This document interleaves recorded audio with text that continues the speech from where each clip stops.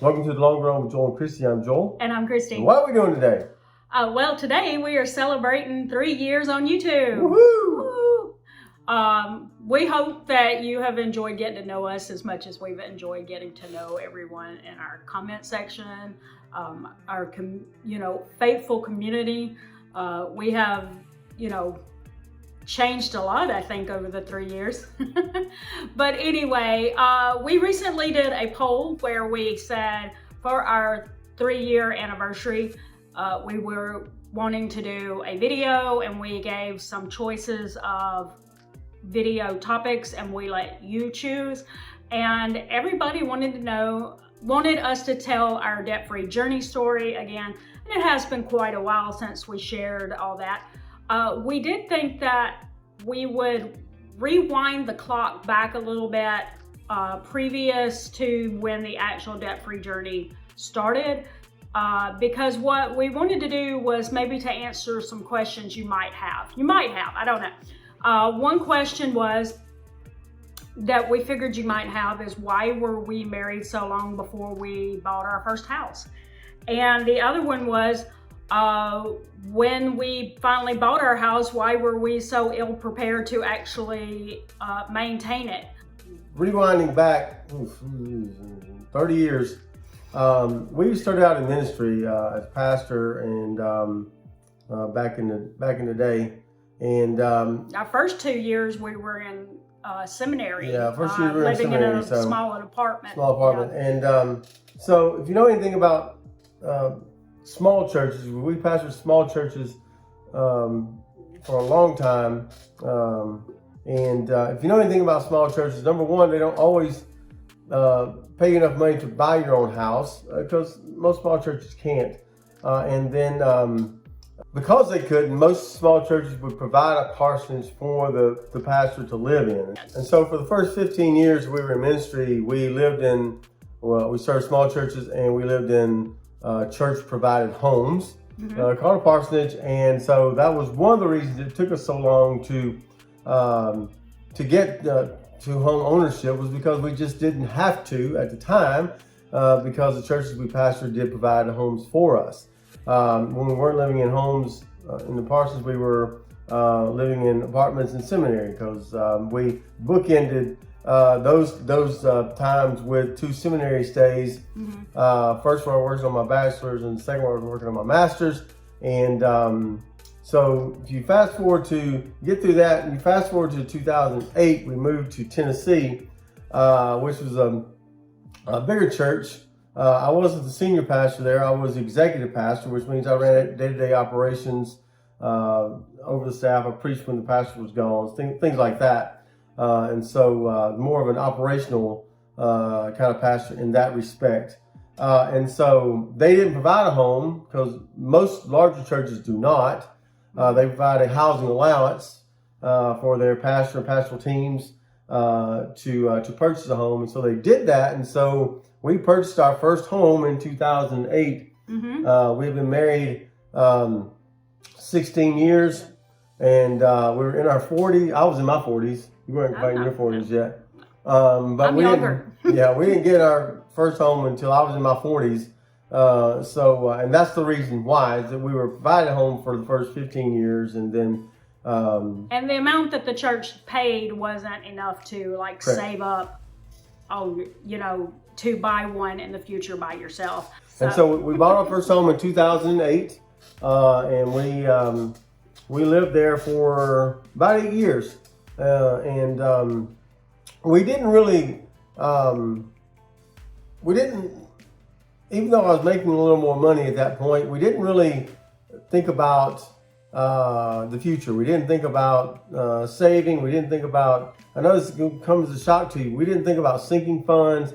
We thought about budgets a little bit. What's a sinking fund? Yeah, exactly. At that point, we didn't really know. And so, so we weren't really thinking about those things. And it took until about 2013. Now, at this point, we've been married 21 years, and we hadn't really thought about budgets. I was doing a little scratch budget for a couple of years before 2013 in Excel, because I'm a huge Excel guy. I love numbers and formulas and stuff. And so I just kind of worked out just a rudimentary budget that we were working with, and nothing that we really stuck to, and really had nothing to do with sinking funds or anything like that we work with now until 2013. In 2013, I came across this program called YNAB, which is short for You Need a Budget. It's a budgeting software that I came across that has 4 different tenets to it. And the first one is you want to live on next month's money. In other words, the money that you're making this month needs to be the money that you're going to use next month. You're not living paycheck. You're breaking that paycheck to paycheck cycle by using this month's money for next month. And so I thought about that and said, that sounds pretty good. And we had accumulated a little bit of money in our checking account. And so that January 2013, I decided to, okay, we've got enough money to get through January without touching anything I'm going to make in January. So I said, I talked to Chris, said, we're going to do it this time and see if it works and see how that goes, and just kind of go by this, get this budget in this program and just see how things go from there. And from that moment forward, we've always lived a month ahead. And that's been 9 years ago now. And we've never gotten off that track. All the money we make this month is not going to be used until next month. And so that's the goal in YNAB. And we're not sponsored by YNAB anyway.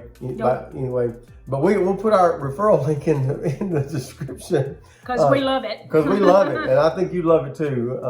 If you'd like to give it a shot, they give you 34-day free trial to try it out if you'd like to do that. But and we encourage you to. If you don't have a money software that you use or that you love, you can try it out in 34 days. Then if you don't like it, you can cancel it and be done with it. And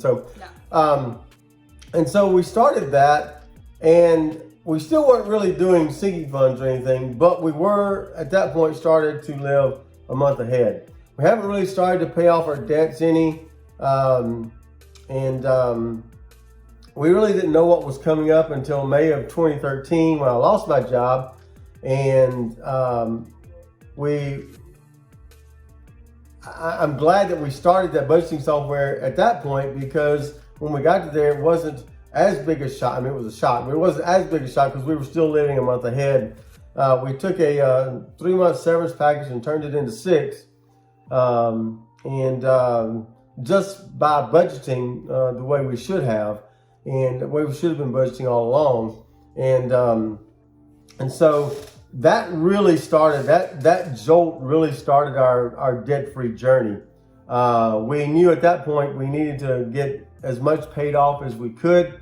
During that year, 2013, we sold our cars, sold the cars we had, bought smaller cars. That's the year we bought the car that we actually have now. Smaller cars that were older, but also better on gas mileage, and fully paid, so that we didn't have down car notes anymore. That's correct. And so that's the car that we have now that we drive is the car we bought in 2013, and it's now almost 14 years old. It's only 9 years old to us, but it's 14-year-old car, and still going strong. But that's proof that if you keep your maintenance up on your car, they'll last a long time. So anyway, we're still driving that car, and we plan to be until we can save up to buy another one. However, with that said, that's when we really started our debt-free journey. We paid off our cars. We bought cheaper cars that were better on gas mileage, things like that. We used some of the money to pay off our credit card debt, things that the only thing that we didn't pay off at that time from 2013 to 2014 was the house that we lived in. But that's going to come later. I got a new job with a different company, and kind of worked my way up through the ranks. Still there, well, in a different context, but still. Obviously, because that was Tennessee, and we live in Florida now. Obviously, but we're still with the same. Still with the same company. Not you, but yeah. And so we moved to Houston, Texas, with my current operator, current owner, and in 2016. and we knew at that point we were going to have to sell the house. And so we sold our house with a realtor that was living in Tennessee. We were living in Houston. We sold our house without ever having to really go back and do showings and things like that. Right. And it was really a God thing that it happened like that. We were able to sell the house being so far away and really get the price we wanted. We got some extra money out of the sale of the house that helped us continue to pay off our debts and not things. continue, that finished it. Yeah, I finished pretty much finished everything off off. all our debt. We owed nothing after we paid that off in December of 2016. We owed nothing else to anybody, and That's right. So we were happy with that. So for the last almost 6 years now, we've been debt free, and it's been an interesting ride. Realizing, and somebody asked me a couple weeks ago how that feels. I said it's freeing to be able to wake up every day and know that you don't owe people things, and that you can get up and do what you want to do whenever you want to do it. Not that we have boatloads of money, but we did start sinking funds when we were in Houston, and our no spend days. I think those were the two biggest things for me, were the no spend days and starting the sinking funds, because I'm a very competitive person. So when Christy wanted to start the no spend days, no spend challenges, I took it as a personal challenge, and I've always been kind of the one to, you have that person it's hard to buy for because they, just buy something when they want it. That was kind of me, and so with those no spend days, that kind of helped me curb that. Doing the sinking funds helped me as well, because I didn't have to. I learned delayed gratification. And I think that's something that all of us could really benefit from, is learning how to enjoy delayed gratification rather than instant gratification, because it's better to buy something with cash. The last car we bought, we went and when they talked to us about financing, we said we don't need financing, we're paying in cash. And so we paid in cash. That was the most amazing. We paid in cash, bought the car home, and they were pretty shocked that we were going to do that. But anyway. Yeah, when their eyes go. Yeah. So anyway, because at that point you can haggle with them on price, because you can just walk right out and take your cash and go somewhere else, because everybody accepts cash. So anyway, we started the singing funds and no spend challenges, and those kind of helped us continue our debt-free journey, continue to watch this kind of blind spending that we could do from time to time, and just really helped us to be better at managing our money.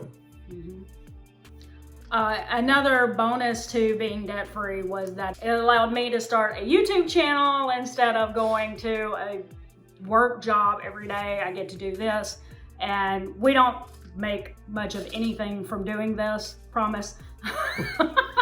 But we do hope that it brings you joy and maybe helps motivate you in your financial health or fitness journey to keep going.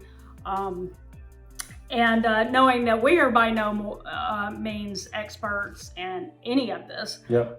We are just sharing what we learn as we go. That's right. Yeah, and so drop us a comment below and let us know. We'd like to hear about your debt-free journeys as well. Kind of let us know that if you'd like to. We'd love to hear those stories. And yeah, we want to thank you all for being a part of our family for the last 3 years. And we're looking forward to the next 3, 6, 9, 12, 15, however many more years we have left here on the YouTubes. That's right. But thank you all for your support, for your encouragement. Your comments every day on our videos are encouraging to us to continue doing what we're doing. Yes. Just thankful that you guys are along with us for the ride. Yes. All right, so don't forget to like, subscribe, and hit that notifications bell for updates when we upload new videos on Monday, Wednesday, Friday, sometimes on the weekend, sometimes in between. You just kind of never know. We're going to drop one in there. But with that said, that's going to do it today for The Long Run with Joel and Christy. I'm Joel. And I'm Christy. Don't forget it's the long run. Give yourself a little grace. Bye.